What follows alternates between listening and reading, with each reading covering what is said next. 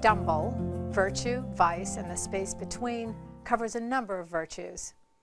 I'm going to talk about the virtue of goodness and tell a story about the saint from UCLA. Back in 2000, when I was diagnosed with breast cancer, I had one overriding emotion: self-centered, panic-tinged fear.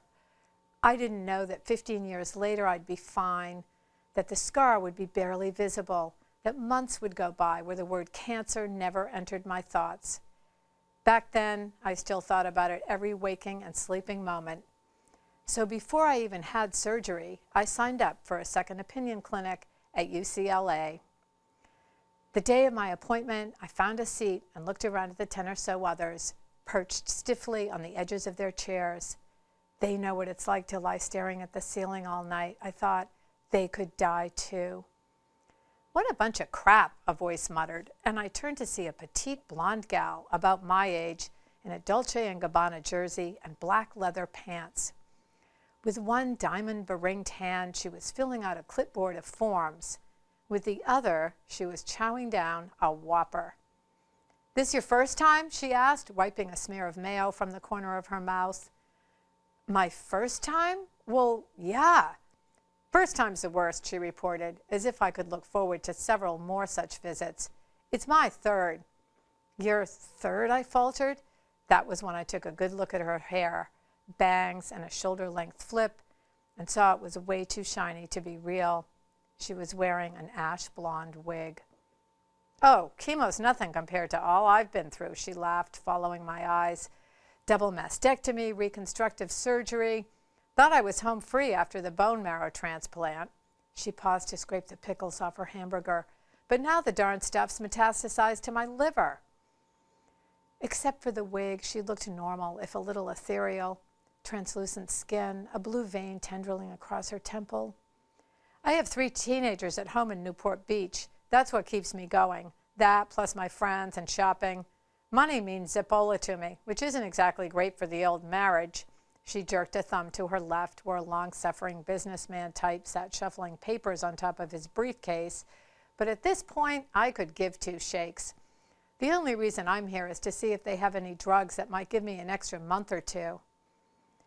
I couldn't get my mind around it. This middle-aged Orange County mall rat with her manicure and Prada pants, nonchalantly telling me that she was going to die.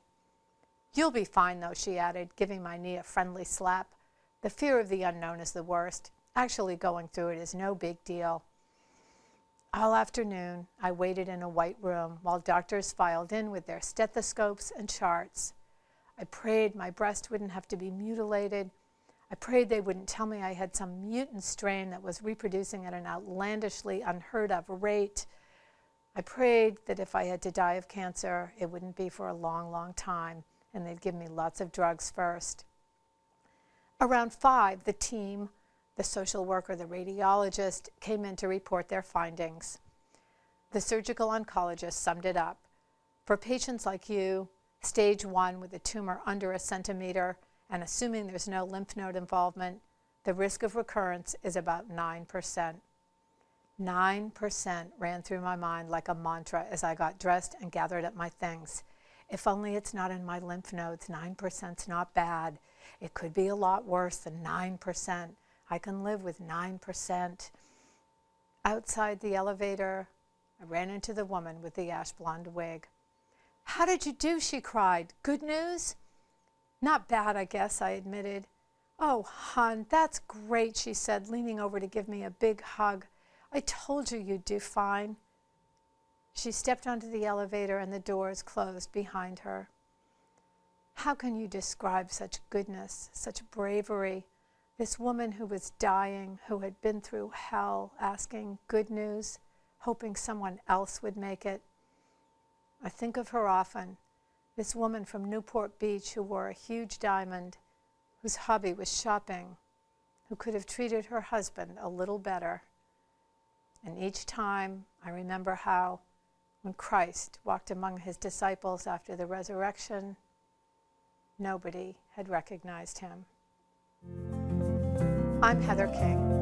Thanks for paying attention to my stumblings. Be sure to buy my book and to learn about my new improved stumblings at heather-king.com.